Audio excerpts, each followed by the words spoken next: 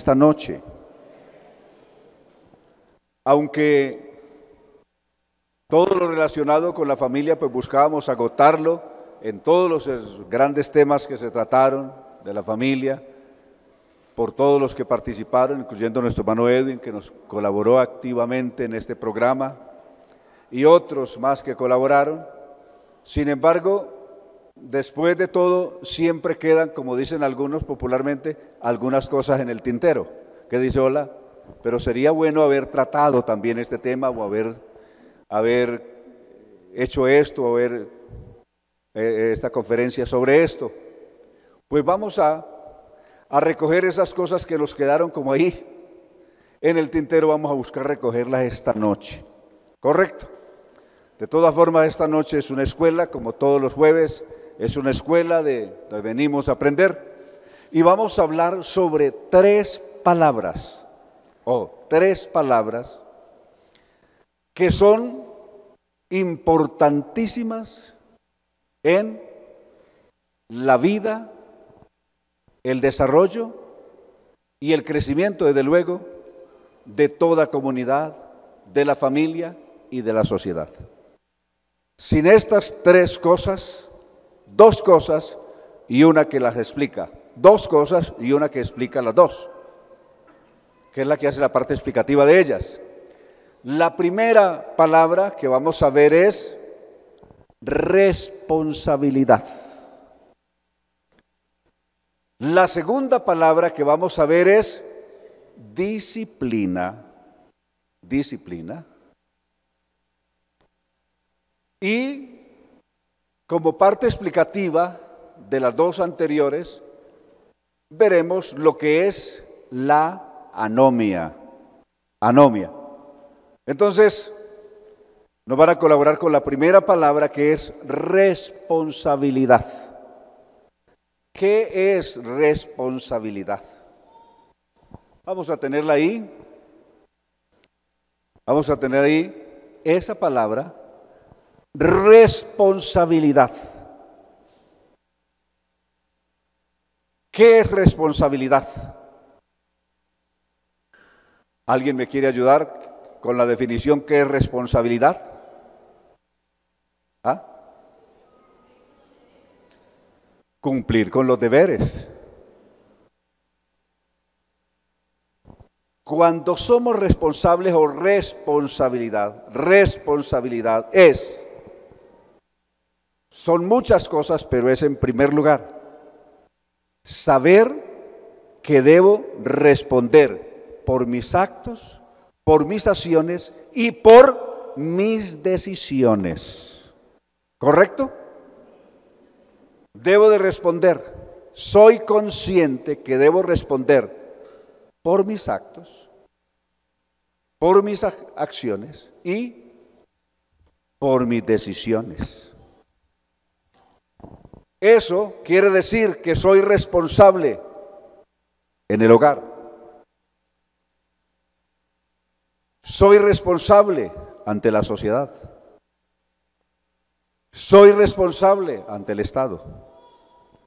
Soy responsable ante la empresa para la que trabajo. Sabe que muchas personas excelentes para trabajar han perdido su trabajo en una empresa importantísima por ser muy responsables, o lo contrario. ¿Les faltó qué? Les faltó sentido de responsabilidad, y aunque eran buenos elementos, tuvieron que prescindir de sus servicios. Lo sacaron por falta de responsabilidad. Bueno, ¿dónde se aprende la responsabilidad? ¿Dónde comienza el aprendizaje de la responsabilidad? En la casa, ¿correcto?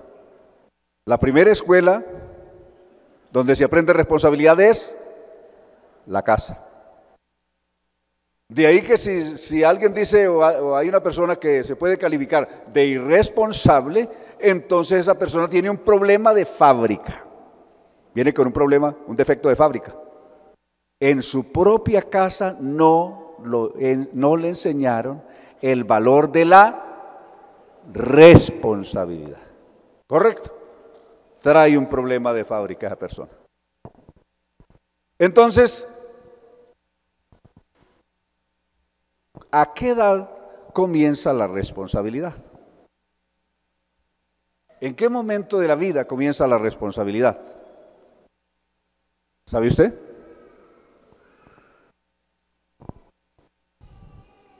Cuando un bebé nace, nace completamente indefenso. Él es lo que hagan con él. Depende de los cuidados que tengan con él.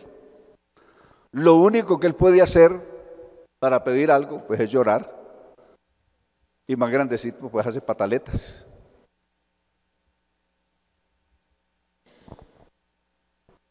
Pero él es dependiente absoluto. Depende de todo. Pero en la medida que va creciendo, tiene que ir desarrollando responsabilidades. Hola, había que cargarlo. Hay un momento cuando ya hay que enseñarle que debe caminar y él ya debe caminar por sí mismo. Pero alguien tiene un bebé de 10 años y todavía lo está cargando. Hola. Está criando un paralítico. Ese no va a desarrollar sus músculos y se le va a caer paralítico. Porque no le va a dejar que con los cuidados de cargarlo siempre no va a poder desarrollar sus extremidades y será un paralítico toda la vida. Hay que enseñarle la responsabilidad de caminar por sí mismo. ¿Correcto? Hay un momento cuando todo el tiempo se le dio el bebé, el biberón o el tetero, lo que sea, pero hay un momento cuando él tiene que aprender a comer por sí mismo. Eso es comenzar a desarrollar su personalidad y su responsabilidad y su sentido de independencia. Cuando ya se baña por sí mismo, se viste por sí mismo, se pone los zapatos por sí mismo, va a la escuela y hace las tareas por sí mismo, y no como el niño que vino a la escuela y le dice: papá, ¿cómo te parece que perdimos el año? ¿Cómo que perdimos el año? Pues lo perdió usted. No, papá, lo perdimos los dos porque usted era el que me hacía las tareas. Claro. ¿Oh? Tiene que ir desarrollando su responsabilidad y hay que dejarlo. A veces buscamos meternos tanto y no quisiéramos que se nos desprendiera, como que fuera tan independiente ya, y nos pasa como el que vio la mariposa tratando de salir de su, del capullo ese, y como que hacía mucho esfuerzo y no podía salir, y él buscó una tijera y dijo: pues esto le está impidiendo, y buscó cortar el capullo. Entonces, ¿qué pasó? Salió una mariposa y no tenía fuerzas en las alas, no pudo volar. Ese esfuerzo que hacía ahí era fortaleciendo para poder volar, pero le evitó eso cortándole y no sirvió para nada. A veces buscamos ayudar tanto a los hijos, sobreprotegerlos tanto, que los hacemos unos muy buenos para nada. Y después nos quejamos: ay, ese hijo es, yo no sé qué es peor, si tener ese hijo tan calavera o tener la calavera del hijo. Bueno. Porque no pudo desarrollar sus facultades. No lo dejamos. Entonces, la responsabilidad se aprende, se comienza en casa. Ese que aprende responsabilidad en casa es responsable en la escuela. Y los profesores dicen: qué niño, qué niña tan responsable, es cuidadoso con sus tareas, con sus libros, con todo, es responsable. Qué juicio de muchacho tienen ustedes. Pero hay otras quejas que dicen: uy, pero qué niño tan irresponsable. ¿Ah? Parece como si tuviera al máximo nivel el déficit de atención. Déficit de atención es ese que no se puede quedar quieto, aquí, allá. ¿Ah? Un síndrome terrible. ¿Ya? Responsabilidad. Ese que desarrolla ese sentido de responsabilidad, ¿es responsable en la casa entonces? ¿Será responsable cuando adulto con sus padres? ¿Será responsable en la sociedad? ¿Será responsable en el colegio, en la escuela, en la universidad, en la sociedad? En todo será responsable. Bienaventurada la mujer que se case con un hombre responsable. Bienaventurado el hombre que se case con una mujer responsable. Y ay de aquella o de aquel que se case con una o con un irresponsable, que no aprendió la responsabilidad. Seguro, desde ya, es como la crónica de una muerte de García Márquez. Quien se casa con una persona irresponsable es como la crónica de una muerte, de un divorcio anunciado. Claro. De ahí la importancia de la responsabilidad. Veamos la segunda palabra.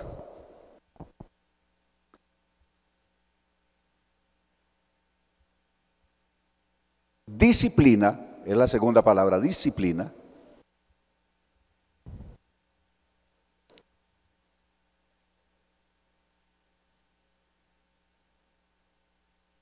En responsabilidad hay mucha, porque hay la responsabilidad familiar, la responsabilidad social, la responsabilidad económica, la responsabilidad civil o responsabilidad civil. Es alguien atropella a alguien y ojalá que no haya una cámara por aquí ni me haya visto nadie y se echa a perder y deja el pobre atropellado ahí muriéndose.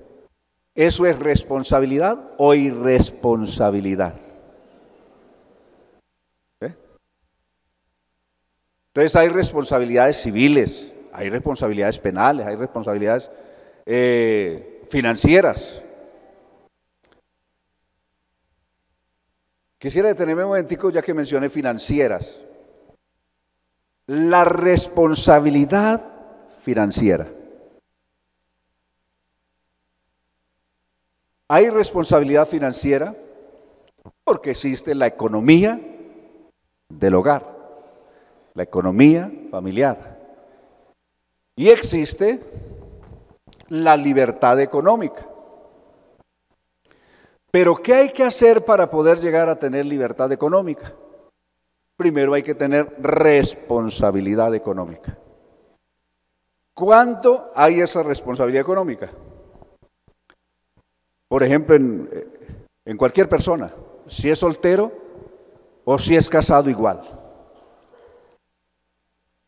Si me gano 1,000 pesos, ese es lo que me gano semanal, y me gasto 2,000, ¿tengo responsabilidad económica? ¿Cómo está eso? ¿O estoy desbalanceado? No, es que el resto me lo prestan. No, es que lo otro me lo fían.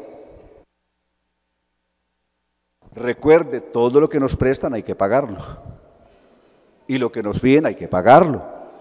Eso no quiere decir que alguien muy generoso dice, no, tranquilo, usted tiene crédito aquí, lleve lo que quiera. Pero recuerde, todo lo que nos fíen, responsablemente habrá que pagarlo.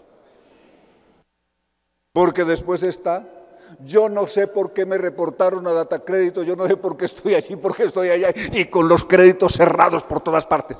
Claro. O embargos encima, que tiene embargada hasta la cobija. ¿Por qué? ¿Por responsabilidad económica o por irresponsabilidad económica? ¿Qué es lo responsable entonces? Hola, si me gasto 1,000 pesos, me gano 1,000 pesos, se sobreentiende de que no me puedo sobrepasar de ahí. Ahora, si me gano 1,000 pesos y me gasto 900, ¿me van a quedar 100 pesos siempre? ¿Un ahorro de 100 pesos? No, estoy diciendo lo que me queda a mí libre. lo que me queda después. Es decir, yo estoy contando después de que 10 porque yo no cuento lo que no es mío. Y el 10 sé que no lo cuento porque ese 10 no es mío. ¿Correcto? Yo cuento lo que es mío. ¿Correcto? Con ese 10, ¿para qué cuento si eso no es mío? Eso sería contar con la plata que tiene el vecino, pero es que esa plata que tiene el vecino es de él y no es la mía. ¿Correcto? Yo cuento con lo mío. De esos, me gasté, es un ejemplo, me gasté en 900 y me van quedando 100. Poco a poco, ¿qué voy haciendo? Voy haciendo un ahorro. Y mañana voy a tener lo que se llama libertad financiera. Libertad financiera, una de las tantas definiciones es, una, tengo créditos, tengo mis créditos sanos. 2, puedo decidir con lo que tengo, qué compro o a dónde voy, en qué me los gasto, porque son míos y no se los debo a nadie. Entonces puedo disponer libremente de eso, tengo una libertad financiera. ¿Correcto? Entonces, ¿dónde está? Todos necesitamos tener cuidado. Todos necesitamos tener cuidado. Aquí decía el hermano Gildardo, creo que ahora 8 días fue, citaba el ejemplo de los 7 años de abundancia de Egipto y los 7 años de escasez. En esto de la administración económica es muy importante que las dos personas que conforman la sociedad familiar, el hombre y la mujer, esposo y esposa, estén sintonizados en el mismo canal. Porque si él busca economizar y ella busca despilfarrar, eso irá a la quiebra, tarde o temprano terminará mal. Los dos necesitan ponerse de acuerdo. Hola, que hay una bendición, que hay abundancia, procuren ahorrar. No lo gasten todo, no lo quemen todo. Van a venir los años de las vacas flacas, que él sufrió una neurosis, que sufrió una parálisis, que ahora ya no es tan productivo como lo era en otro tiempo, que los negocios son cambiantes. Los negocios son cambiantes. Y si no, pregúntelo a los españoles. En España hubieron personas que tenían negocios prósperos y les iba muy bien, restaurantes famosos y buenísimos, almacenes, y llegó una invasión china. ¿Y sabe cuánto quedaron valiendo los restaurantes españoles? 0, porque llegaron los chinos, invadieron, llenaron de eso, cuanto bar había por ahí, cuanto pub había, lo compraron y montaron su restaurante chino, vendiendo platos 10 veces y hasta 20 veces más barato de lo que vendían los platos españoles. Y ahí que el español, ¿qué hizo? Cerró su negocio. Y el local ahora, ¿de quién es? De los chinos. El que tenía la tienda, el que tenía el almacén próspero, el que tenía aquello, el que tenía, tuvo que cerrar o venderle a los chinos. Ahí llegó la invasión asiática y acabó con todo. Y Colombia no está lejos de eso. Pregúntenles ya a los del centro por ahí de Bogotá, ¿cómo están? Ya tienen chinos hasta en la sopa. Y esos llegan y quiebran cuanto negocio hay. Que el señor del taller, ya lo tumbaron. Que el otro del almacén, se acabó. Ojo con eso. La bendición hay que saberla administrar. Si no se administra en el momento, después no se lamente. Después solamente vendrán los ay, cuando teníamos, ay, cómo nos entraba, ay, cómo ganábamos, ay, cómo íbamos, ay, cómo pasábamos. Pero ya se fue. Es mejor ahorrar ahora que lamentar mañana, como el refrán aquel. Es mejor encender una luz ahora que maldecir las tinieblas mañana. Más bien, traten de administrar bien, que tienen abundancia, gracias a Dios, pero prudencia, manejo, cuidado, cordura. Amén. Entonces, eso es en la parte económica. Disciplina. ¿Qué es disciplina? No solamente son un conjunto de normas que rigen una sociedad, una comunidad o una familia. Toda familia, en toda familia debe haber unas normas. ¿Correcto? ¿Sí o no? ¿O sin normas? Si no hay normas en una familia, ¿cómo sería eso? Sería como organizar un partido de fútbol, ¿ves? La selección Colombia va a jugar con la selección ¿de dónde? ¿De Chile otra vez? Pongamos. ¿Ah? No con Chile no. Entonces ponga que no con Chile. Bueno, con cualquier otro. ¿Ah? Bueno, con Estados Unidos, listo. Bueno, es mejor con los gringos. Nos va mejor con los gringos, sí. Porque con los gringos vale por 2, ¿no? Bueno, entonces, listo. Es un partido de fútbol de Colombia con Estados Unidos. Pero resulta que no hay árbitro. ¿Y los árbitros qué? Pues no hay. ¿Y con qué reglas se va a jugar este partido? No, pues no hay reglas. Eso desempata a ver cuál sale vivo de ahí o cuál sale para el hospital. Eso. ¿Ah? No hay reglas, no hay normas, no hay autoridad. ¿Ah? Y ahí salen unos para el hospital, todos golpeados, contusos, porque no hay normas y nadie dice nada. ¿Le parece a usted tremendo partido de fútbol, cierto? No, normalmente todo tiene que tener una disciplina, ¿correcto? Unas normas. Sin normas, todo es un caos. Así también, ¿qué tal una familia, un hogar donde no existen normas? Que el hijo le grita al papá, le grita a la mamá o le pega. Y que el saludo es un grito. Y al que más grite, el que grite más duro. Es la casa donde ganan, donde mandan los que griten más duro. O los que golpeen más fuerte. ¿Ah?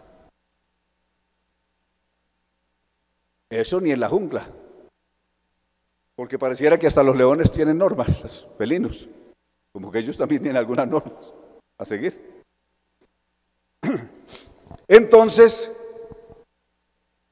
en todas partes tienen que existir unas normas. ¿Sí o no? Unas normas. Disciplinas son muchas cosas. Disciplinas también son áreas de la ciencia, del arte, de aquello, del deporte. ¿Y usted qué disciplina practica? ¿Qué disciplina deportiva? Bueno, yo practico esto, aquello. Y algo otro dice, yo practico un deporte que se llama la pisingaña. Tremendo deporte. Sí, pero bueno, alguna disciplina. Claro. Se requiere unas normas y respetar unas normas. En muchas familias, ¿por qué hay el caos? ¿Y por qué crecen familias, sociedades y aún estados que hoy se llaman estados fallidos, donde allí existe la ley del más fuerte? Hay países en África que se llaman los países fallidos porque ya esos no tienen gobierno. Por ejemplo, ¿cuál es el gobierno en Somalia? ¿Sabe usted quién es el que manda en Somalia? ¿Quién gobierna en Somalia? Si son los piratas que atracan todos los barcos que pasan por ahí, por ese canal del Suez. ¿O quién es el que gobierna? Ahí gobierna cualquiera. Pero no hay un gobierno institucional, establecido institucionalmente, porque ahí es el país de todos y es el país de nadie. Cuando hay una sociedad así, sin normas, termina siendo eso, un caos total. ¿Y dónde comenzó ese caos? Comenzó en la familia. ¿Dónde comenzó el caos? En una familia que creció sin normas. Pero en una familia que crece con normas, hijo. Aquí, en este hogar, se tienen estas normas y el hijo debe conocerlas. Todos debemos de conocer las normas. Los hijos en cada hogar debe de haber unas normas y todos los miembros de esa familia deben de conocer esas normas. Aquí tenemos como norma que respetar a los demás, respetar a los mayores, ¿sí o no? Respetar a los profesores. No, ¿qué va? Y en cambio otros dicen, no, no se deje molestar la vida de nadie. No deje que lo moleste nadie, usted no tiene por qué someterse a nadie. Esos que enseñan así y que creen y que crecen con esa creencia de que ellos no se dejan mandar de nadie, a mí no me manda nadie. ¿Sabe dónde están esos que no los manda nadie? Están en la cárcel. ¿Y sabe qué están haciendo? Haciendo lo que no quieren. El guardia dice, usted se me acuesta a tal hora y se acuesta a esa hora, se levanta a tal hora, se levanta a esa hora, usted se me sienta allí, se sienta ahí. Y decía, a mí no me manda nadie, ahora está. Y el único lugar donde ya no los manda nadie es en el cementerio. Prematuramente se fueron al cementerio y allí pues no reciben órdenes. Pero debe de haber unas normas de disciplina, ¿sí o no? Que son normas a seguir, a obedecer, que valen para todos. Hola, que porque yo soy el mayor aquí o yo soy el jefe del hogar, yo no tengo normas, también las tengo. Claro, todos tenemos que tener normas, ¿sí o no? Unas reglas válidas para todos, ¿sí o no? Porque donde no hay eso, estamos perdidos. Otra vez, esa persona, ese niño que aprendió a ser disciplinado con su aseo, disciplinado con su orden personal, ordena sus cosas, en su casa, en todo, es ordenado. En la escuela lo felicitan y dice, hola, ¿qué niño tan juicioso tienen ustedes, tan disciplinado? Amén. Qué disciplinado su hijo, qué disciplinada su hija. Ese crece y será disciplinado en el hogar, será disciplinado en la sociedad, será disciplinado en todo. Pero ese indisciplinado será mal hijo, será mal vecino, será mal estudiante y como esposo será un fracaso. Seguro. Ahí sigue la crónica de un fracaso anunciado. El problema de falta de disciplina.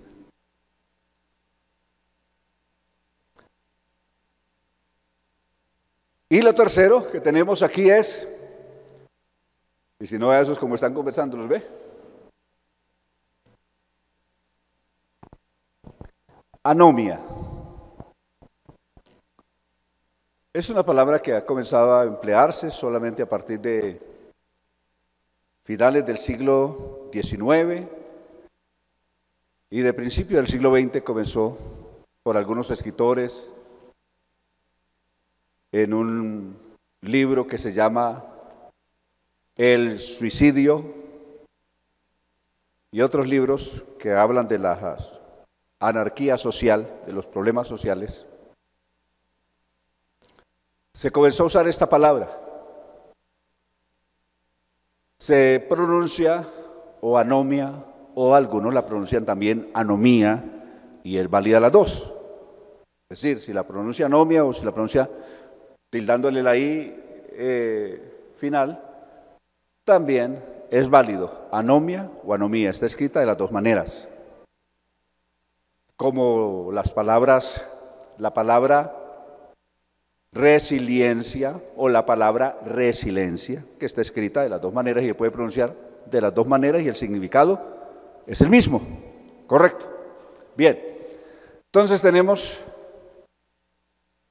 la anomia o la anomía. Eso quiere decir ausencia de reglas, ausencia de leyes.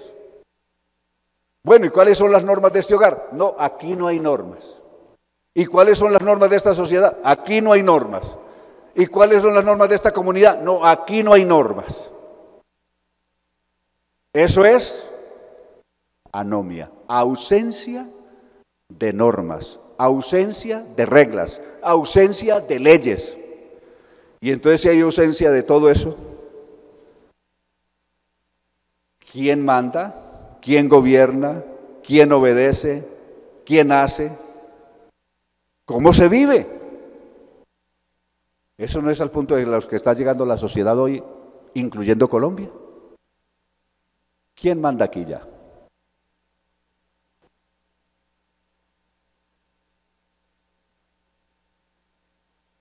Los que han cometido delitos muy complicados, tranquilo, usted tiene vía libre, porque tiene que estar en la cárcel. Y los que no han cometido delitos tan graves están en la cárcel. Porque hay unas leyes, pero ¿quién las obedece? ¿Quién las sigue? ¿Quién las cumple? Vivimos en un estado anómico. Ausencia completa de normas. ¿Será que eso es válido para nosotros como cristianos?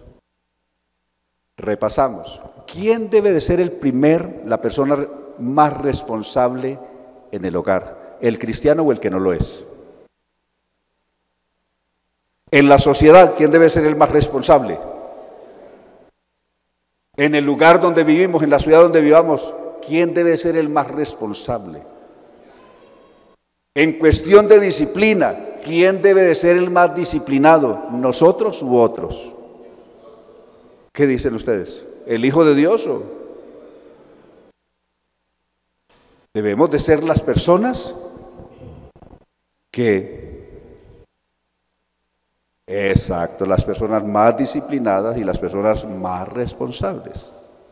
Lo somos ahora, tal vez eso no siempre fue así, pero Tito capítulo 2, Tito capítulo 3, dice cómo éramos. Y cuando analizamos los antivalores de Tito, vamos a parar la imagen por un momento y vamos a poner la Biblia. Tito 3:1 en adelante, o 3:3 para abreviar, 3:3 para abreviar. Tito 3:3.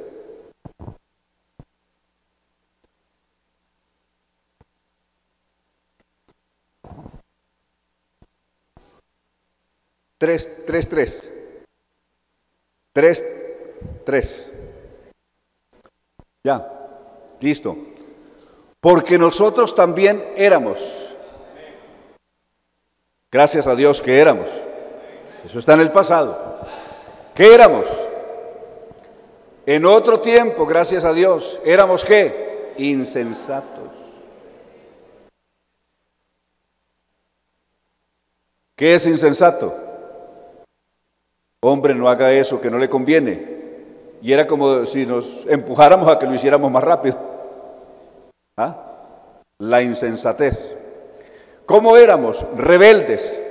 Rebelde es una persona que sigue normas o que se rebela contra ellas, que no le importan las normas, pasa por encima de las normas. Vivíamos en una anomia total, rebeldes. Y lo que sigue lo complementa, extraviados. Y como si fuera poco, éramos esclavos ¿de qué? De concupiscencias, de deleites diversos. ¿Cómo vivíamos? Vivíamos en malicia, vivíamos en envidia, éramos aborrecibles, es decir, nuestro comportamiento indisciplinado, irresponsable, irrespetuoso, nos hizo aborrecibles, es decir, que la gente nos aborreciera. Ya llegó esa persona como es de irrespetuosa, como es de irresponsable, como es de irrespetuoso. ¿Ah?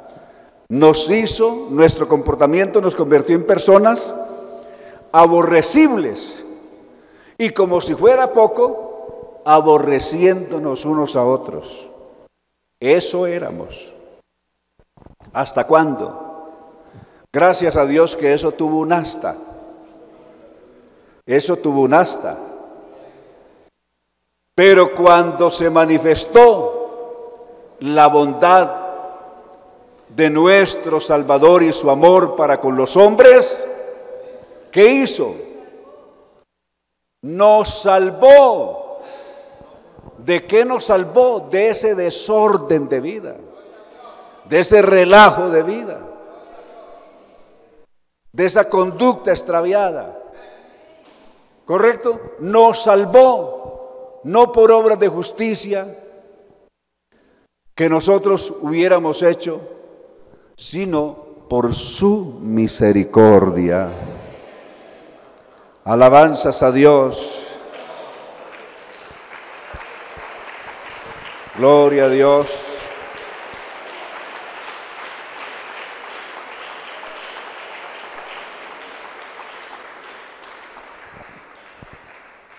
Un día se cuenta de Sócrates y Alejandro, su hijo.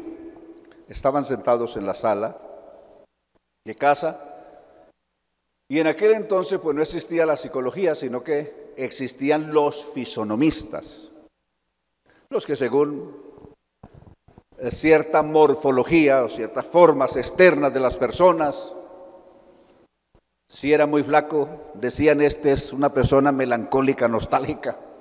Y si era muy gordito, decía, no, esta persona es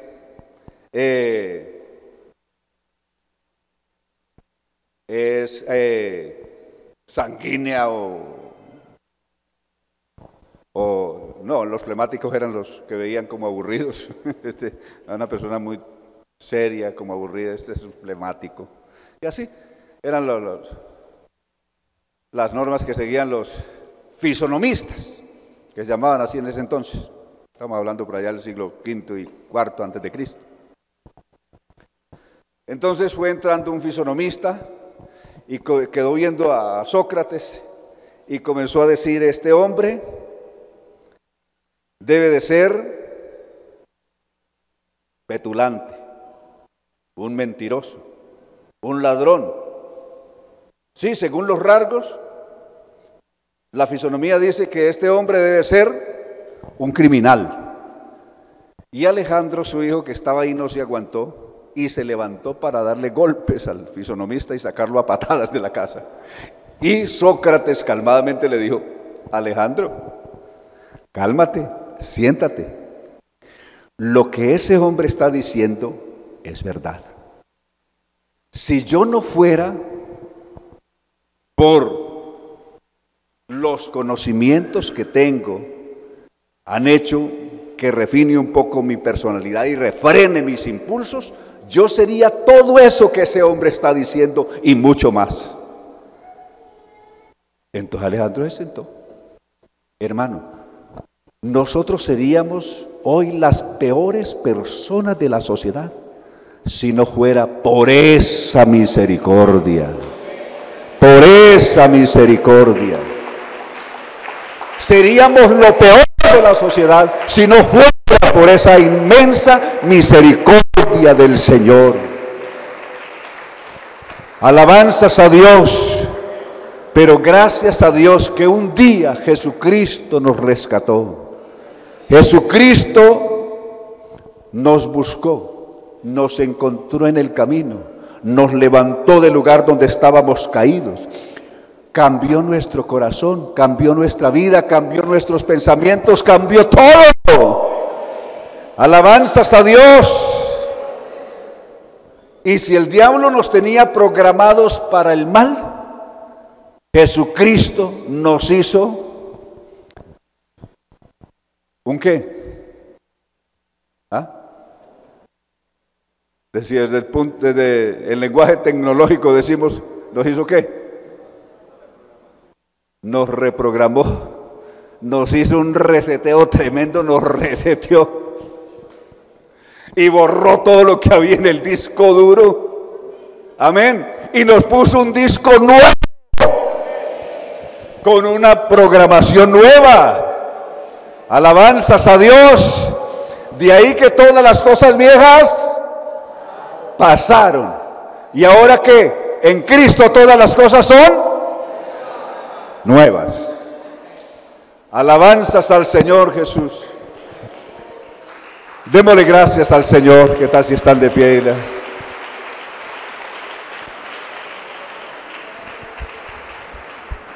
Vamos a agradecerle al Señor lo que Él ha hecho por nosotros. Esté de pie, démosle gracias al Señor. Mi Dios ha sido bueno. Mi Dios sigue siendo bueno.